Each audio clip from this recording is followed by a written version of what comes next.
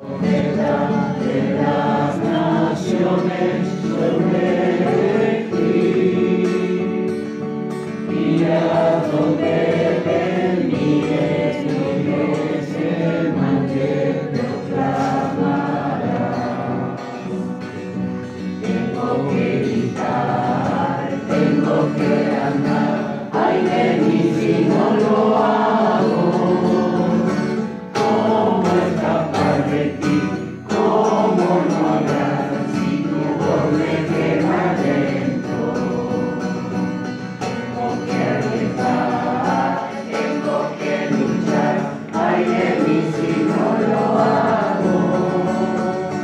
¿Cómo escapar de ti? ¿Cómo no hablar si tu voz me quema dentro?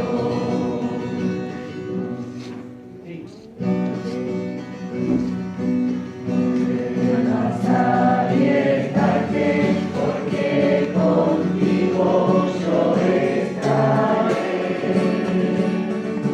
No temas anunciarme, porque en tu boca yo hablaré. Encargo hoy mi pueblo para arrancar y derribar, para edificar, destruirás y plantarás. Tengo que gritar, tengo que andar, ay de mí si no lo hago. ¿Cómo escapar de ti? ¿Cómo no hablar si tu voz me quema dentro? Tengo que arriesgar, tengo que luchar, ay de mí si no lo hago.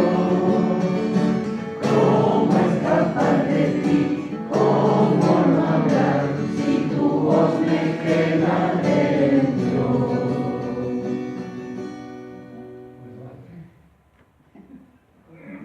Ya se me fue la boca, cantar.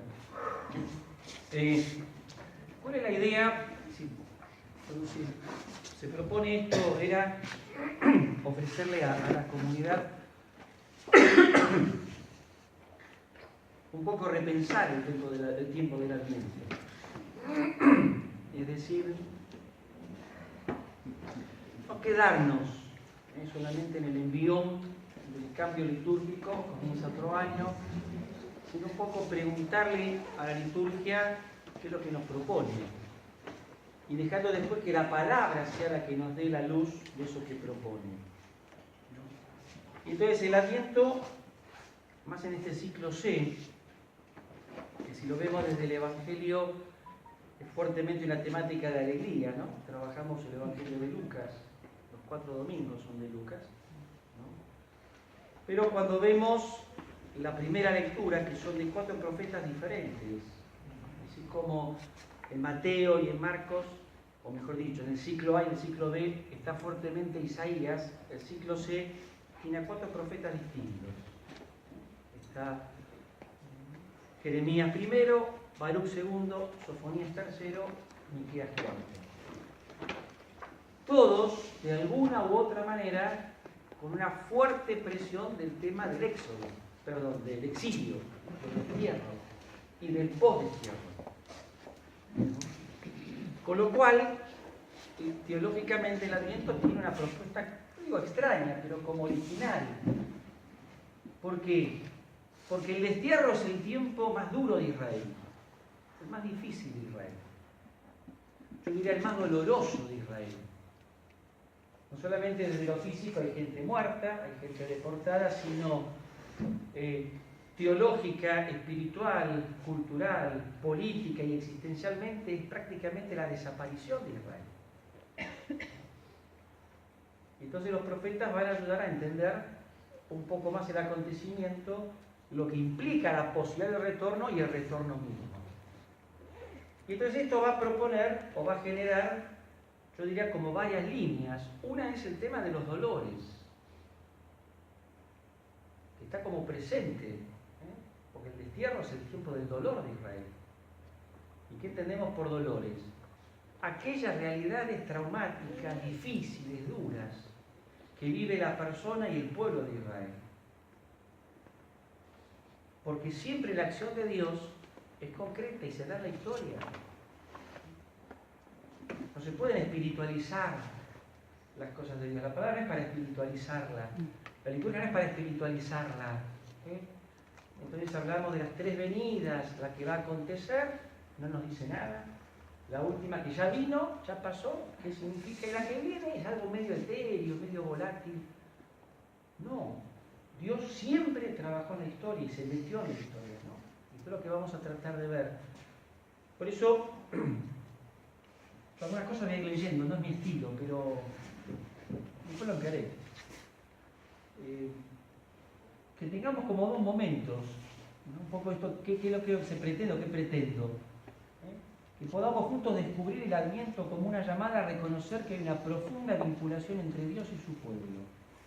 Esto supone sentirnos parte de ese pueblo de Dios. A veces me escuchan y que insisto mucho en eso de la religiosidad sin vida. Es esto. Que no me siento parte de ese pueblo de Dios. Por lo que puede ser lo mismo de otra perspectiva, no creo y no siento que Dios esté metido con nosotros. Entonces le pido cosas, le agradezco cosas, pero medio de costado. No, el auténtico Israel, digo el auténtico porque fue un poco el resto de Israel. Porque el Israel oficial había caído en el mismo problema. Para los profetas la causa del destierro es Israel, más que el imperio dominante. Y entonces el dolor del hombre llega hasta el Señor, quien responde siempre antes o después, pero a través del hombre. ¿Cómo descubrirlo? La palabra de Dios, encarnada en la misma historia, ilumina el camino del hombre y del pueblo creyente. Salmo 119 da un poco esa idea. ¿Y qué vamos a hacer? 2 momentos. Yo armé 4 esquemas, les aviso. Decidí el último. Nunca me resuelvo, invento, pienso. 2 pequeños esquemitas o 2 partes con un texto común disparador para cerrar con un único texto que resume todo, ¿no? Bíblicamente. El texto es el de el Éxodo, está lo mismo, vamos a tener que agrandarlo. Esperen, Esto lo tenía que haber hecho.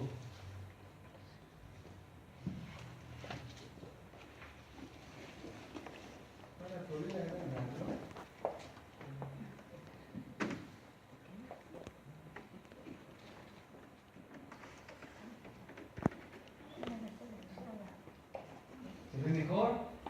Sí. Este texto es una maravilla. Yo reconozco que a partir de esto, cuando empecé a preparar, leí bastante material.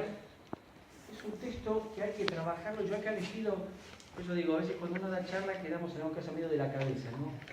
Tratemos de que sea leído y escuchado y pensado y trabajado desde una mirada mucho más completa, más existencial. Esto es el capítulo 3 del Éxodo, ¿no? Que va a ser un poco el texto que nos va a acompañar toda esta tarde. Del 7 al 12, al 10. ¿Qué se plantea? Y acá lo mismo, ¿no? Por eso la idea de que seamos un tipo de meditación. El momento es conocido. Lo que bíblicamente se dice de Moisés es que era un hombre de origen judío, abandonado, formado en el mundo egipcio, que alcanza un lugar sumamente importante en el mundo egipcio. Pero que, por matar a algún egipcio defendiendo a los que empezaba a descubrir como parte de su pueblo, porque se entera que es judío, es desterrado, es expulsado. No sé si ustedes alguno vio la película, ¿cómo se llama? Entre dioses y hombres, creo. Que es un poco la historia de Moisés, muy original, tiene cosas muy interesantes, ¿no? Porque a veces pensamos que el Moisés que actúa es un Moisés que tiene todo claro. Y este texto es muy importante. El capítulo 3 del Éxodo es un capítulo donde Moisés tiene una experiencia de Dios, escucha a Dios. ¿Acuerdan la imagen de la zarza? Sí. Que no se consume, que no se consume. La zarza no importa tanto, importa el fuego, ¿no? Es un hecho cultural, usado muchas veces para mostrar las teofanías en los pueblos del Oriente, ¿no? Es una experiencia que vive Moisés, un Moisés que escucha y un Moisés que presenta un montón de objeciones para rechazar lo que Dios le está proponiendo. Entonces, fíjense el texto. ¿Qué dice? A ver, lo voy a hacer para ganar espacio. Entre corchete, después del C, desde aquel país a una tierra fértil, lo voy a volar.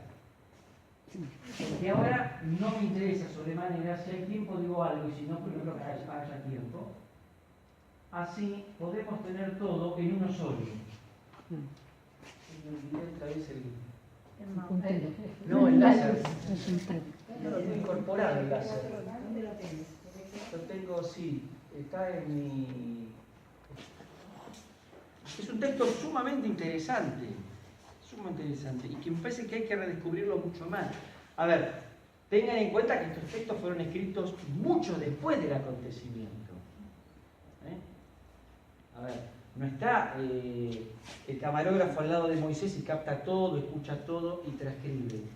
Es decir, son obras teológicas, son obras escritas a posterior, bastantes siglos después, cuando ya Israel está constituido como Israel y está viviendo sus propios procesos. Entonces hay una especie de relectura del acontecimiento. Que no vamos a andar buscando, pero pisó acá, pisó allá. No, no le interesa eso al autor. Entonces, el texto dice esto: yo he visto la opresión de mi pueblo que está en Egipto, y he oído los gritos de dolor. Sí, conozco muy bien su sufrimiento, eso lo podemos dejar ahora. Por eso he bajado a librarlo del poder de los egipcios y a hacerlo subir. El clamor de los israelitas ha llegado hasta mí, y he visto cómo son oprimidos por los egipcios. Por lo tanto, las letras de al lado, esto me pareció interesante también trabajarlo. Esto es un recurso muy usado en la escritura, me interesa el tecnicismo, se llama quiasmo, que es un método a través del cual se hacen como frases cruzadas. Es un recurso de la época que ayuda como a fortalecer, como a apuntalar una idea fuerte. Por eso fíjense que tenemos A y A' abajo, B y B' abajo y C. Si ya con una sola mirada ustedes se dan cuenta que A y A dice más o menos lo mismo. B y B dice más o menos lo mismo, y esto le permite al autor resaltar el cuerpo del párrafo. ¿Cuál es? C. No tiene otro que haga como contrapartida. ¿Me siguen más o menos? Insisto, esto es fundamental. ¿Por qué? Porque entonces en el corazón del texto, el cuerpo, ¿qué dice? ¿Qué dice? Bajar y hacerlo subir. Ahora vamos a ver qué significa cada cosa. Porque esto es lo interesante. Me parece que ahora no. A pie, no. Que a pie fue en patineta. Lo que pasa es que se la sacó para las escaleras. ¿Qué? Se sacó la patineta para las escaleras. Claro. No se quería caer. Sí, vamos a trabajar los verbos. Yo he visto, el verbo ver es un verbo muy físico, sentido de percibir y de sentir. Quiere expresar a un Dios que se entera de la suerte de su pueblo. Un verbo muy físico, muy concreto. Dios ve lo que le pasa a su pueblo. Como si dijésemos, siente lo que le pasa a su pueblo. El otro verbo, oír, Oye. es el clamor de lo que Dios escucha. Ahora, interesante, el acento lo ponemos en la palabra del oprimido que brota de su situación. Ahora no tiene pila ahí.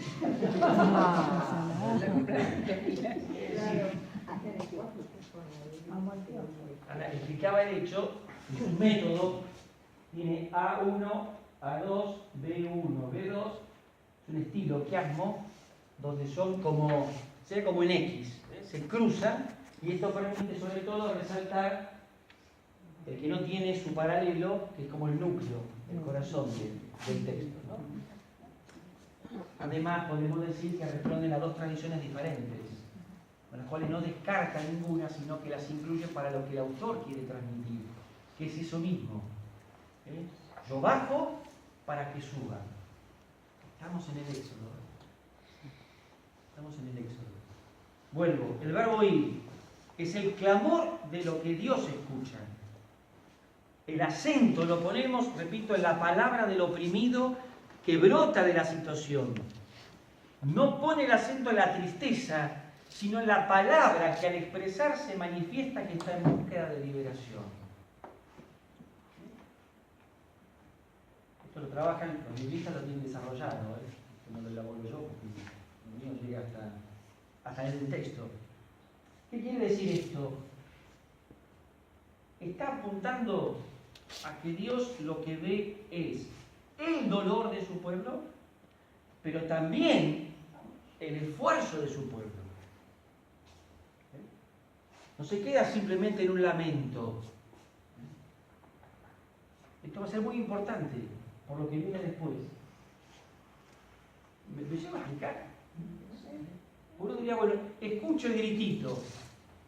No, lo que escucha Dios es ese dolor de un pueblo que sufre, pero que está luchando por salir del sufrimiento. No es un pueblo instalado, no es un pueblo dormido, no es un pueblo que se acostumbró.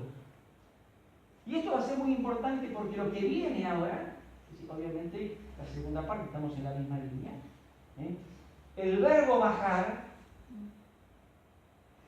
que está aplicado a Dios, Dios se aviene a donde está su pueblo. Dios se aviene a donde está su pueblo.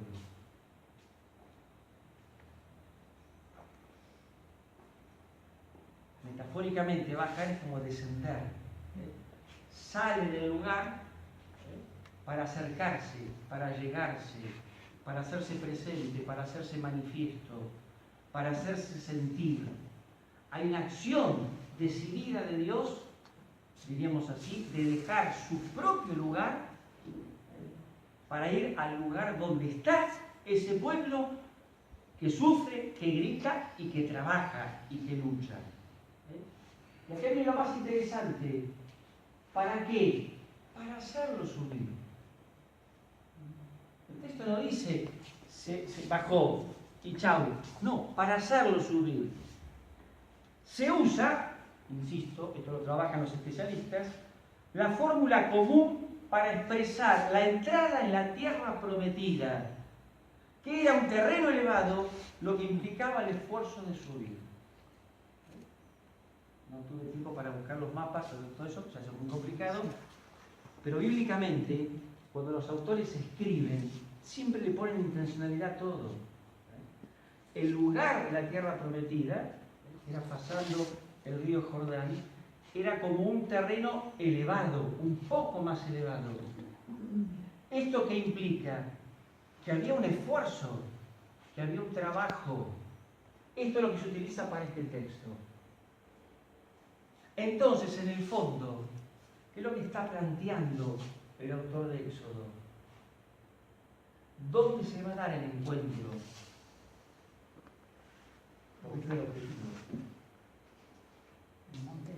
En un lugar como intermedio, en un espacio como intermedio. Es decir, Dios se abaja, pero el hombre está subiendo. El hombre está poniendo todo de sí. Entonces, no es un Dios que trabaja solo, sino que Israel no es Israel. Fíjense un dato. Si lo piensan técnicamente, mi pueblo, en esta época, históricamente, era el pueblo de Dios todavía. Entonces se constituye el pueblo de Dios. Con la alianza. Esto es previo.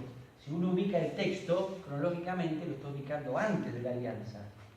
Entonces, en el fondo, los que están en Egipto, en un sentido amplio, son el pueblo de Dios. Pero técnicamente son las tribus. Cuando se constituye profundamente como un único pueblo de Dios, va a ser con la alianza. Entonces, ¿qué pasó?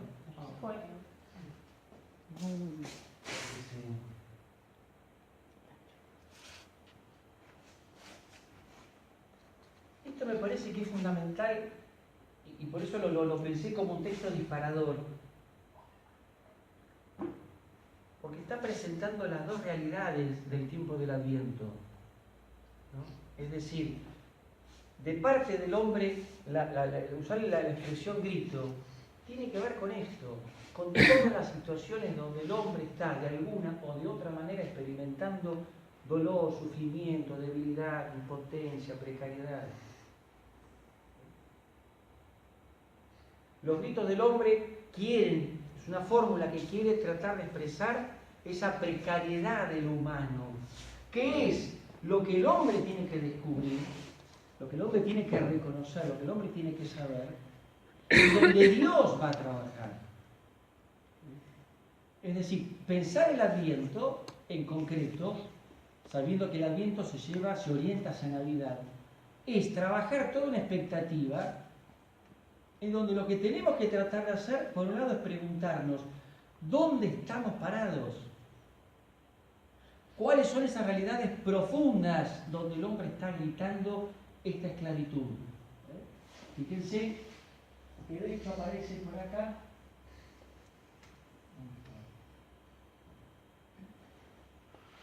A liberarlo. A liberarlo. Es decir, Dios se abaja no para decirle tengan paciencia, soporten, ofrézcanlo, recen un poco, compartan con el hermano. No. Es decir, la bajada de Dios, la iniciativa del Dios que sale al encuentro de su pueblo, es para sacarlo de esa postración, ¿no? Para sacarlo de esa, yo diría, causa y de esa consecuencia. Es decir, eliminar lo que provoca la esclavitud y crear algo nuevo, que es la libertad de Israel. Por eso, es decir, toda esta primera parte tiene que ver con esto, ¿no? Entonces, el párrafo del Éxodo nos ofrece una síntesis maravillosa de la dinámica de la amistad de Dios y del hombre. El Dios atento al hombre y el hombre que vive abierto desde el dolor a Dios. Es una expresión existencial y dinámica de lo que será la alianza. Lo repito, porque cuando quiero escribir difícil, escribo difícil. El párrafo del Éxodo nos ofrece una síntesis maravillosa de la dinámica de la amistad de Dios y del hombre. Piénsenlo como lo quiere plantear Éxodo. ¿Moisés sabe quién es Dios?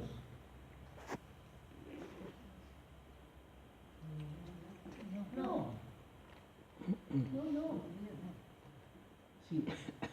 A ver, ¿por qué lo remarco? No pierdan de vista que el texto también se vuelve un texto de revelación. Moisés no tiene ni idea de quién es Dios. Pero a lo mejor tenía esperanza. Es decir, es un judío que jamás supo que formaba parte de ese pueblo, que estaba esclavo en Egipto. Entonces, él también está haciendo una experiencia profunda, nueva, de quién es Dios. Detrás de esto hay todo también una especie de, ¿cómo decirlo?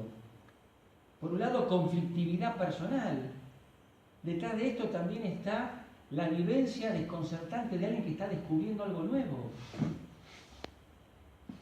No es el hombre con una gran experiencia de Dios que de pronto dice, bueno, ahora sé qué tengo que decir. Pero vamos a leer un poquito el resto del texto para ver lo que pone de objeción. Que es muy real y muy concreto.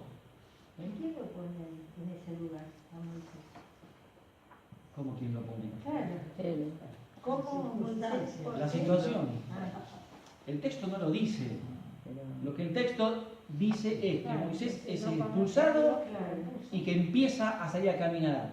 Acá habría que hacer todo el estudio sociológico, histórico, cultural, de por dónde corno se iban los que eran deportados, que la mayoría morían en el desierto, ¿viste? Entonces, hacen caminos que de pronto estaban conocidos. Evidentemente que uno lo ve en perspectiva de la fe y sabe que Dios estaba detrás de todo esto.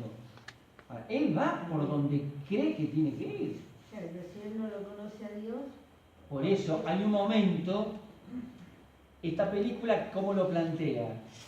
El tipo se encuentra, se queda en un lugar con unos habitantes, se pone a pastorear, se va a un lugar, un tipo de tormenta, tipo alud, y queda destrozado. Y que estando ahí, medio hecho, pelota, uy, está filmado, bueno, Moisés, ¿cómo fue la experiencia de Dios? No tenemos ni idea. Fue exactamente así. claro, él no sabía que... Lo que la palabra nos dice es que hay un algo, él lo grafica en cuanto a que es llamado, y a partir de ahí se inicia algo, que evidentemente, es decir, va a tener por eso me gusta la palabra dinámica, ¿no? El dinamismo de una amistad. Moisés no tenía todo claro. 5 objeciones pone Moisés, el último versículo, el 10 de ahí, pues ve, anda, yo te envío. Después de esto vienen 5 objeciones.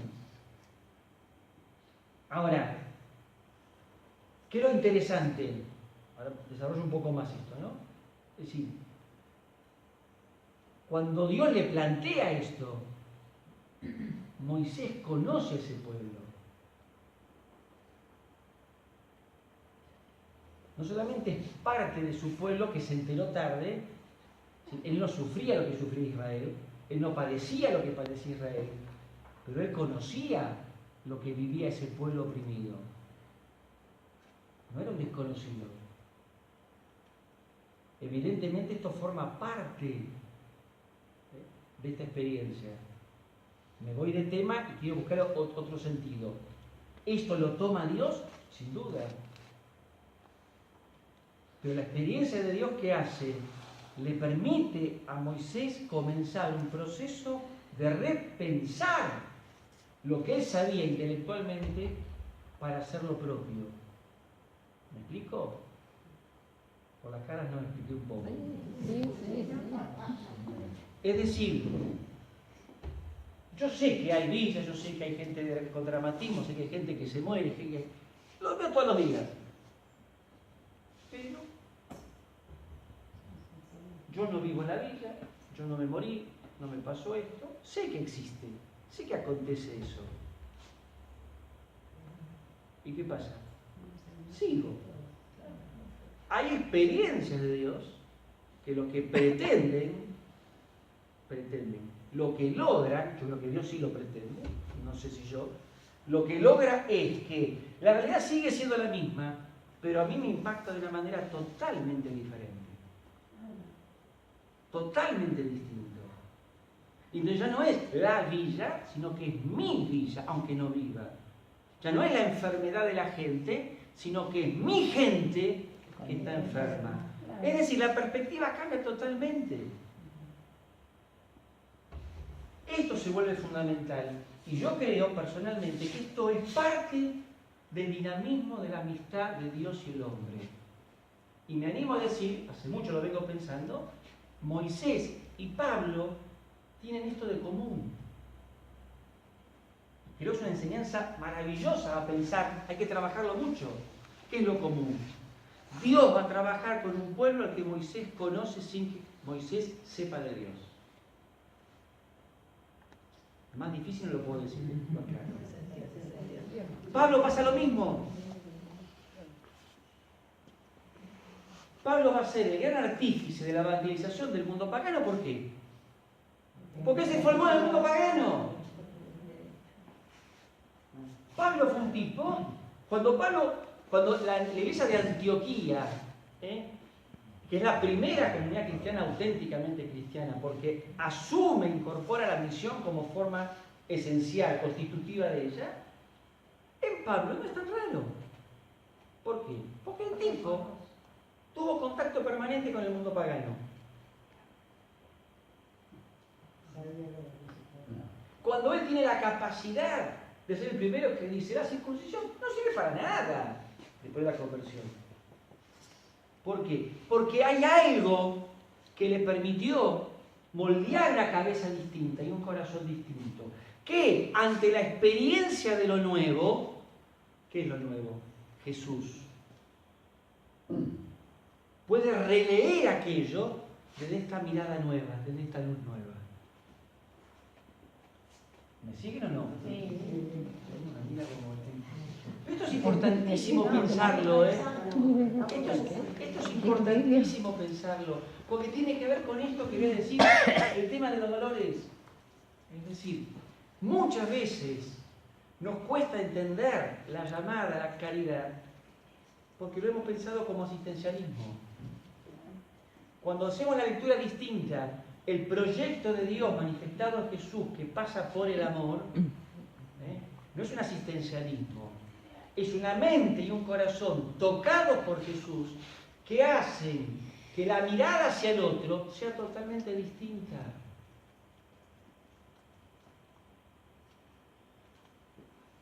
Y por lo tanto la actitud y la acción consecuente de la actitud debería ser distinta.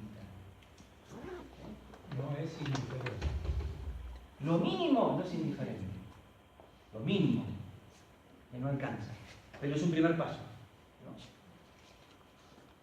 Entonces, esto creo que está detrás de todo esto, ¿no? Y entonces el Adviento nos descubre no un tiempo para dar un poquitito de limosna más o para alguna penitencia, que no es un tiempo penitencial técnicamente hablando, que hay que cambiar también eso, ¿no? Sino que nos empieza a volver a dar la oportunidad de preguntarnos si estamos entendiendo el abajamiento de Dios. Se me va el tiempo a lo loco. Porque modifico un poco el... No tenés ¿Tiene problema? Si no, tengo miedo que se me corte la idea. Es decir, cuando decimos Dios viene, tenemos que creer que vino. Tenemos que creer que vendrá. Pero tenemos que creer que está viniendo. Está viniendo. Y la Escritura, la venida de Dios, siempre está creando algo nuevo. No viene al corazón del hombre para que se llene de paz, no viene al alma del ser humano para que tenga una experiencia orante, que eso también puede darse. Viene a crear una historia nueva.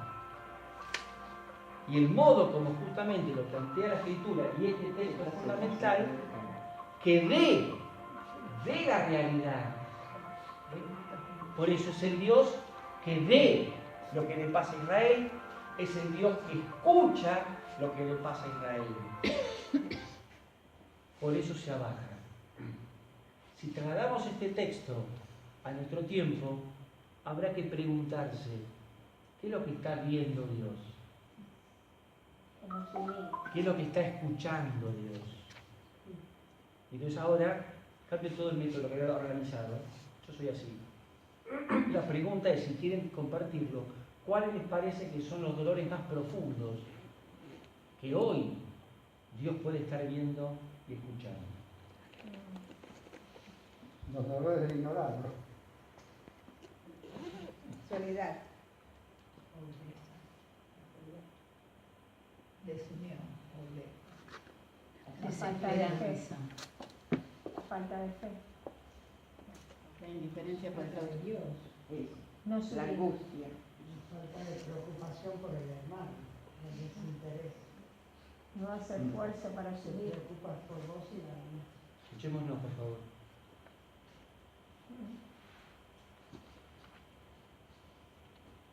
Incertidumbre. Desorientación. La falta de Dios. La pretensión del hombre de ocupar el lugar de Dios.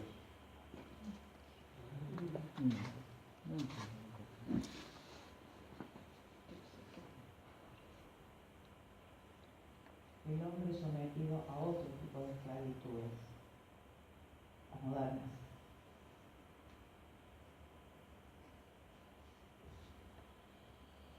Fíjense la variedad de cosas que salen,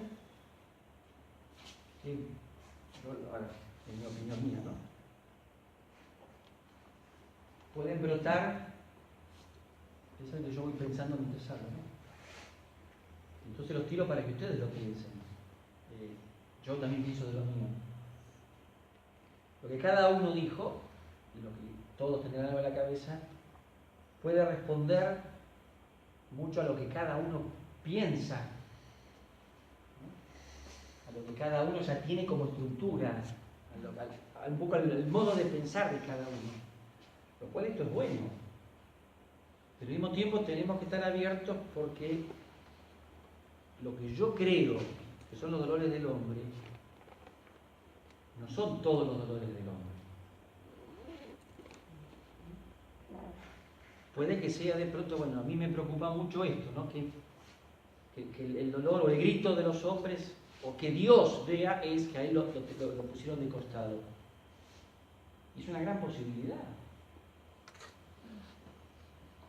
Que no quita que lo que también él vea, que dejarlo de costado él, significa que no nos atendemos entre nosotros.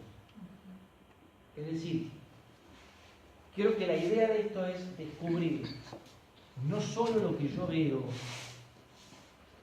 sino estar abierto a la totalidad de los gritos del hombre.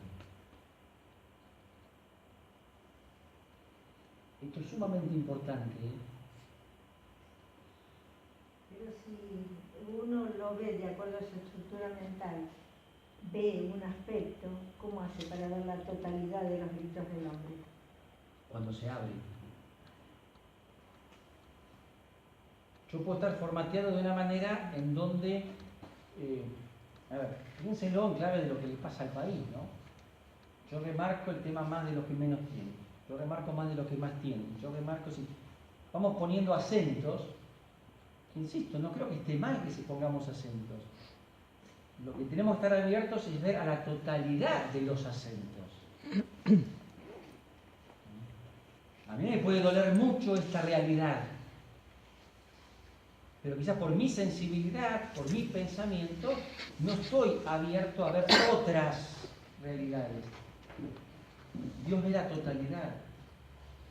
Y esto es importante porque Moisés tiene que asumir una tarea de acompañar a un pueblo con todos los dolores y con todos los gritos. Y por nosotros formamos parte de una iglesia que no tiene que ver algunos dolores y algunos gritos.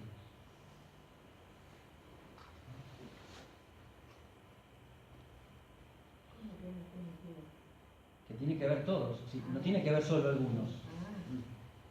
Entonces somos la iglesia de los, no, somos la iglesia, como sacramento de Jesús, como signo de Jesús, tiene que estar escuchando y viendo la totalidad, ¿sí? Percibir el grito, ver el dolor, ¿no? Porque Dios se quiere meter ahí, ¿sí? No es más grave, bueno, esto es relativo, pero para que una idea, no es que lo hace más grave el hombre que no tiene que comer o el hombre que no está educado. Son dos dolores, son dos gritos, ¿eh? Cada cosa va a provocar algo, cada cosa va a destruir algo. Y Dios tiene que trabajar. Tiene que llevarnos a tomar un compromiso concreto con alguna de Con todas. Con todas según a medida que uno va avanzando, ¿no? A eso es lo que me refiero. Claro. Yo digo O sea, completamente, a mí me no parece podés que abarcar sí. todo. Ahí están los dones que uno tiene. Nosotros no estamos en todas partes a la vez, solo Dios. Por eso Dios Perdón, trabaja. ¿cómo que no? O sea, yo no puedo estar en este momento. ¿Vos? No, pero mire, Pero mucha gente No, sí. tampoco. No, No, la iglesia a ver, toda, la gente pero hay puede. otra que persona. está en la iglesia. Ahí está el tema. Ahí está el tema. Que hablen de a uno porque no se entiende. ¿Cómo? Que hablen de a uno porque no se entiende. Está bien. Yo no puedo estar en todos lados. Nosotros no podemos estar en todos lados. Pero una iglesia distinta puede estar en todos lados. Entonces tenemos que estar más unidos nosotros. Bueno, pero esto también es parte de esos dolores. Es decir, a ver, cuando Moisés es llamado, va para liberar, no va en misión diplomática de decir, bueno, a ver, Faraón, tenemos 1.500.000, dame 850 y el resto hace lo que quieras. No, liberás a mi pueblo, vos liberás a mi pueblo. Dios no hace acepción de personas. Yo planteo los gritos, los dolores, la realidad a la cual Dios quiere atender es completa. Evidentemente a mí no se me pide que yo resuelva el problema del mundo, pero sí se me pide que tenga una sensibilidad para ver el problema del mundo. Por eso me parece que sí. Tampoco hagas acepción de Acá personas. juegan los dones también que cada uno tiene. Yo voy a ver con mi sensibilidad lo que pasa alrededor, pero el compromiso lo voy a tomar de acuerdo a lo que son mis dones. Aquí están los talentos también, ¿no? Jugados. 1 Corintios, ¿qué dice? El Señor repartió todo ¿para qué? Para el bien común. El arte de una comunidad adulta es llegar a descubrir, vos qué talento tenés, 1-4, vos el 3-6. Integramos todo para atender todo. Ahí está. Este es el arte eclesial. A ver, el arte pastoral, ¿cuál sería? Como yo tengo el talento de enfermo, veo un enfermo. Ahora, si en la calle veo dos tipos que se cagan a trompadas, no es mi área. No es mi área. Claro, es decir, yo no tengo esa sensibilidad para ir a misionar al África. Pero sé que hay gente que lo hace. Y como iglesia, al menos me tiene que doler. En eso me viene a la mente la figura de Teresita de Lisieux. Ella dice, yo quiero hacer todo. ¿Por qué termina resolviendo en el corazón de la iglesia ser el amor? Porque es al estilo de lo de Pablo. Ella lo descubre eso leyendo a 1 Corintios 13. Es decir, el amor es lo que le da sentido, inflama todo. Entonces, yo no puedo hacer todo, pero construyo una comunidad que tiene que llegar a todos. Por eso la conciencia de cada cosa, y vuelvo al texto para no irme del tema, tiene que ver con esto. Es decir, Dios escucha esos gritos, ¿no? Es decir, ¿de dónde brota el grito? Del dinamismo del dolor. Toda forma de dolor expresa una realidad profundamente negativa del hombre. Es el hombre que no está viviendo su vocación de felicidad y de plenitud. Entonces, el Adviento como tal, yo soy un cortecito para que tengamos un respiro. Es decir, es tratar de descubrir cuál es el hoy concreto donde el hombre está viviendo su precariedad, porque creo y sé que Dios quiere trabajar esto. No quiero vivir un Adviento que de pronto diga, bueno, primer domingo de Adviento, hablamos de la parucía, lo escatológico, entonces explicamos de nuevo el catecismo y todo, y nos vamos de acá, qué lindo, no entendí un poco. ¿Y qué me significa? Nada. No, tengo que estar en la sintonía de lo que Dios trabaja en el corazón de Moisés, de los profetas. Fíjense. Sé que lo traje, pero acá no está acá.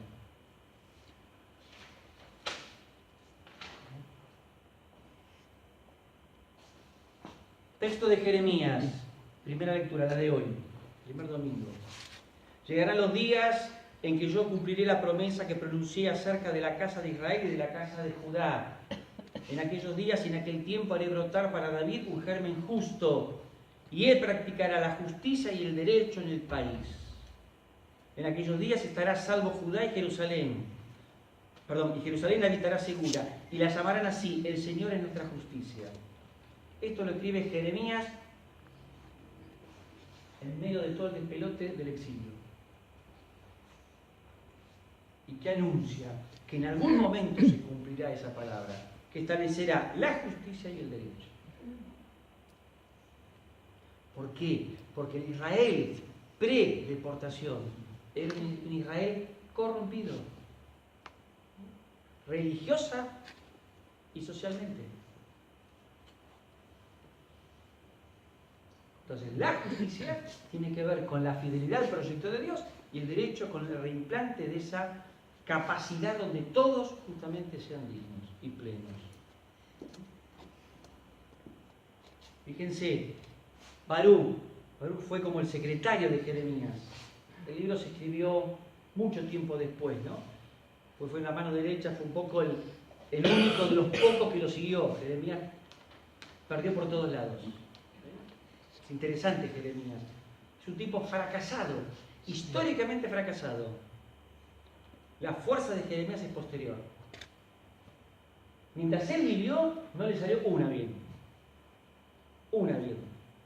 Pero todo su mensaje, después de su muerte, permitió que Israel recuperara el sentido de lo que era y el regreso, con otros profetas, ¿no? El Baruch es como la imagen del discípulo fiel, del hombre que entendió el mensaje de aquel gran profeta. Quítate tu ropa de duelo y de aflicción, vístete para siempre con el esplendor de la gloria de Dios, cúbrete con el manto de la justicia de Dios, ¿no?